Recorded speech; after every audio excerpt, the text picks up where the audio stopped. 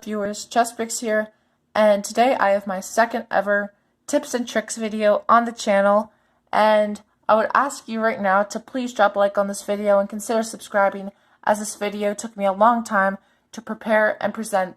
And if you don't want to do either of those things, I really hope that you just enjoy the tips video. So without further ado, let's start with number 1. These leaf pieces are a very essential part of my build, and I'll show you why. Starting with the big ones. I use a leaf weaving technique that I used for my Mustafar to my, the mock I made, you know what I'm talking about, the one with the lava in it, and it's on Mustafar, the big lava river in it.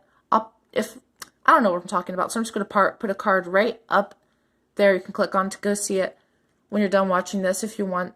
So let me just show you quickly what the leaf weaving technique is I made for these trees.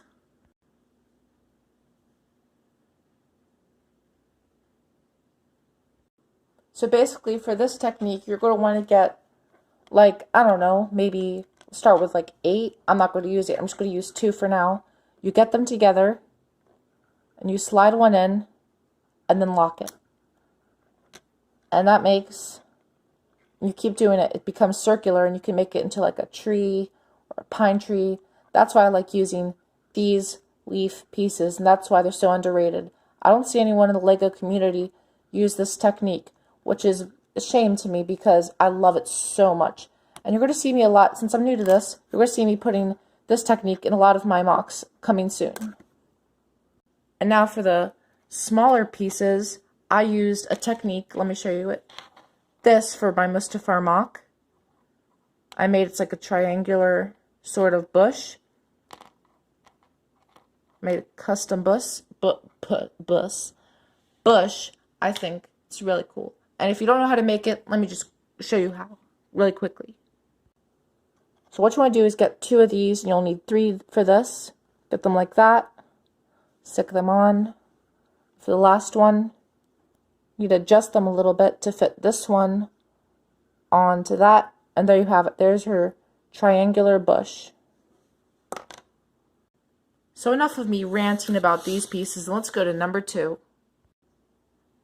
So studs are number 2 on the list. So these pieces can represent lots of things. This can represent water, these transparent ones. This can represent sand, dirt, rocks, gold coin.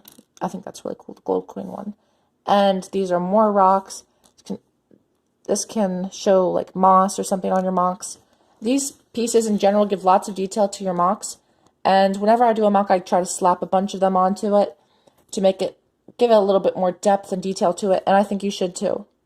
So now let's move on to number 3. LEGO default flag pieces. I don't see a lot of people use these in their mocks, and I don't know why. I believe that they tell good, or they show a good illusion to your mock and share a good story. And if you haven't seen my, I don't know what I'm going to title it yet because I haven't made it yet. This is like a quick video I haven't made for the other mock I'm about to show you right now. I use these, and so enough of me ranting, and let's see how I use them in my /beach/pirate mock. So for this mock right here, I don't know what I'm going to title it yet. We have 2 default flag pieces going the same direction, representing the wind coming in this angle. So this quick mock, small little mock, 8x8, I put it together in like a few minutes. I put these default flag pieces to represent the wind going this way.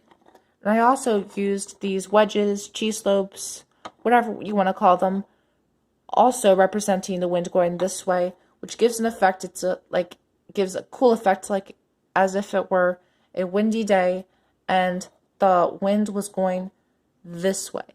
Speaking of wedges or cheese slopes, tell me in the comments what you think they are, please, because I don't know.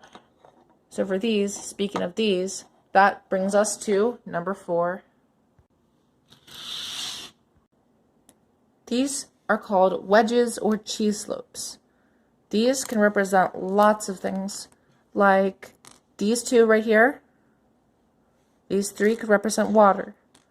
These right here can represent like rocks, slopes.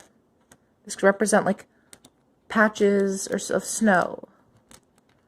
This can represent dirt. This can represent like tan dirt. This can also represent water. And the rest you can use for like grass, cars, and all a bunch of other stuff like that. I like putting a lot of these into my builds because they also, just like the studs, put in lots of detail. And actually, I'm pretty sure I see a lot of people using these in the builds that they make, the MOCs that they make, so it makes me a little happy. Because these are one of my all-time favorite pieces. And right now, we're going to move on to number 5 actually, because I have nothing else to say about these. Right before we move on to number 5, let me just put together like a quick little MOC.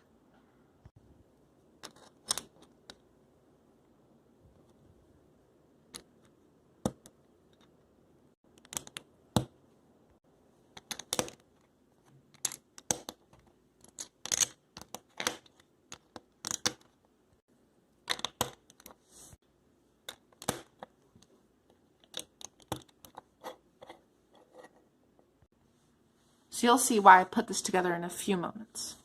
So now let's move on to number 5, the default fire pieces. These pieces overall are, even though they're default, they're very default. They're default, yeah, I know. They give high quality when you put them all together to make, watch, it's really cool, a pit of fire. I don't know how well you can see that, but to me, it looks like it's a pit of fire, which I think is really cool. And now, here's where the MOC comes in. I made a little fire pit of fire, which I think is pretty cool because it represents lava. It's a pretty detailed piece. Overall, this tips and tricks video I'm making, these underrated pieces are some of my favorite pieces in building Lego MOCs. Thank you so much everyone for watching this video, and I really hope you enjoyed. And I have a goal. Can we reach 10 likes on this video? If so, that would make my day so much. Anyway, thank you for watching. Consider subscribing, and see you later.